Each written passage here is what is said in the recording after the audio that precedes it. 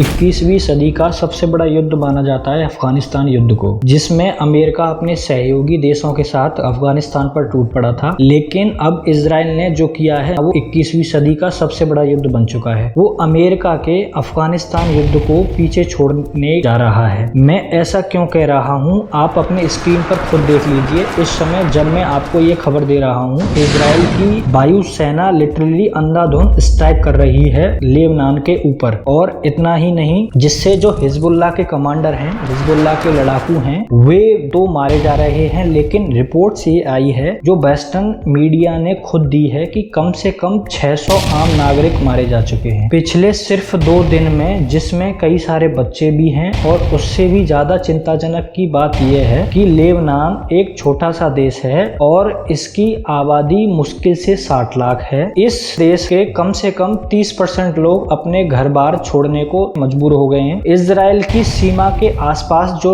लोगों के घर थे, और ऐसा नहीं कि वो सारे मुस्लिम ही थे, इसमें बहुत सारे क्रिश्चियन भी थे। जी हाँ, जो लेबनान देश है वहां पर कम से कम 40% आबादी क्रिश्चियन की भी थी। वो भी अपने घरों को छोड़ने को मजबूर हैं। जो इजराइल की सीमा के पास अपने गांव कस्बे छोड़कर उत्तरी लेबनान, जो कि इजराइल से दूर हैं और काफी सुरक्षित हैं, वहां भाग रहे हैं अपना घर बार छोड़कर, अपने बच्चों को लेकर। और इतना ही नहीं, उससे भी चिंताजनक बात यह है कि रिपोर्ट आई है कि पिछले 2 दिनों में बहुत सारे लोग अपना देश छोड़कर दूसरे देशों में शरण लेने को मजबूर हैं। लेकिन बात यहाँ खत्म हो जाती तो शायद आगे इतनी बात न बढ़ती। लेकिन अब इजराइल के डिफेंस मिनिस्टर ने ऐलान कर दिया है कि हवाई हमलों से भी अगर हिजबुल्लाह के कमांडर नहीं रुके और इजराइल के ऊपर रॉकेट अटैक करने की कोशिश करते हैं, तो अपनी ग्राउंड फोर्स उतार देंगे लेबनान के ऊपर। और बताया जा रहा है कि इस समय इजराइल की जो सेना है वो हकीकत में तैयार कर रही है लेबनान के अंदर घुसकर जमीनी हमला करने की और लेबनान की जमीन पर कब्जा करने की। जी हाँ, इसकी प्रॉपर तैयारी की जा रही है। इसलिए जो इजराइल के पॉलिटिशियन हैं वो ऐसा बयान देकर पहले ही जमीन तैयार कर रहे हैं इस प्रकार के ग्राउंड इन्वेक्शन की। इसलिए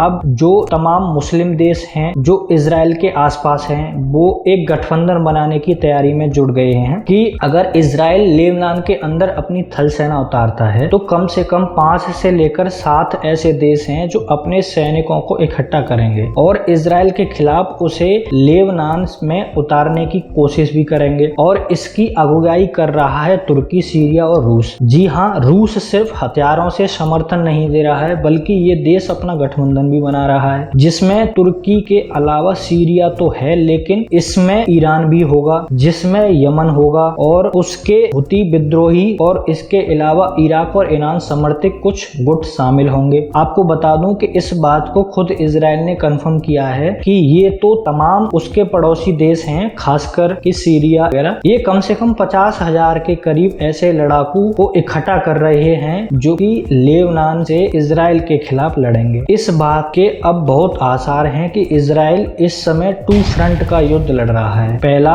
हमास और दूसरा है हिजबुल्लाह का। अगर ये लड़ाई 7 या फिर 8 फ्रंट की भी हो जाए, यानी कि 8 देश और अलग अलग गुटों से लड़ाई शुरू हो जाए, तो कई लोग कह सकते हैं कि कोई चिंता की बात नहीं। इजराइल बिल्कुल भी आश्चर्यचकित नहीं होगा। इजराइल अब से 20 साल पहले इन देशों को 6-7 इकट्ठा हरा चुका है, लेकिन उस समय और आज के समय में बहुत अंतर है। इजराइल अब से 20 साल पहले इन देशों को हरा चुका है, लेकिन उस समय की बात कुछ और है और इस समय की बात कुछ और है। जो इंटरनेशनल मीडिया है वो ज्यादातर साथ है इन अरब देशों के। उससे भी ज्यादा इंपॉर्टेंट बात, रूस हथियारों से समर्थन दे रहा है। वास्तव में ब्रह्मोस लेवल की जो मिसाइलें हैं वो यमन के हुती विद्रोही को सप्लाई कर रहा है, और इस समय हाइपरसोनिक मिसाइल जो डाउनग्रेड वर्जन है वो भी दिए जा रहे हैं। इसलिए इजराइल बुरा फंस चुका है। और आपको बता दूं कि रूस कर इसलिए रहा है क्योंकि वो